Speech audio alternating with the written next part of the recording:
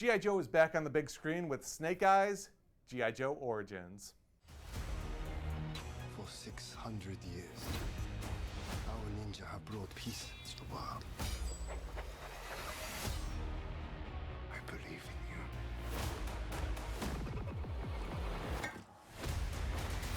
All right, what do I have to do?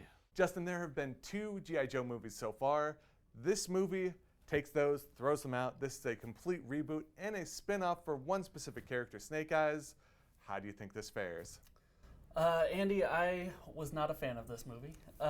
It was very generic. If you removed all the references to G.I. Joe from this, it would just be a very bland martial arts movie. It was not great. It was not terrible. I don't know who the audience for this movie is, because as far as I know, there isn't a toy line that's coming out with it, and there's not enough fan service for the adults that grew up with this. So I almost feel like it's so broad that it's not for anyone.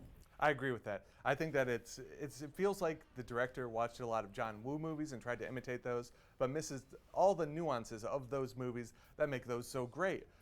In this, you have Henry Golding as the star, very charismatic actor from like Crazy Rich Asians, and then you also have Samara Weaving showing up. She was great in Ready or Not, and they were given nothing to do. And in fact, no one's given anything to do. Every character in this is so dull, and every performance is so weirdly whispery and quiet that it does nothing for anyone looking to have some fun here. No, I totally agree. And the fight scenes, because it does seem like the dialogue is just a transition to the next fight scene, but the fight scenes aren't spectacular.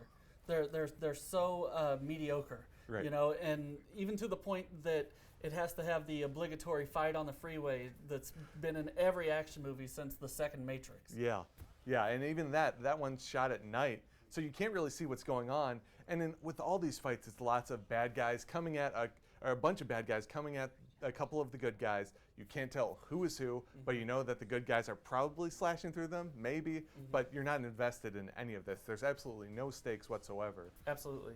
You know, growing up with the G.I. Joe franchise, with Snake Eyes, he was a very mysterious character. The only thing you knew is that you never saw his face and he never talked.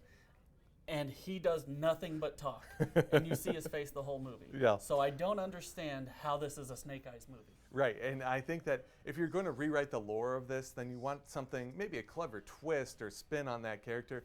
This doesn't do anything for it. It sets up a sequel that may never come, that I hope never comes.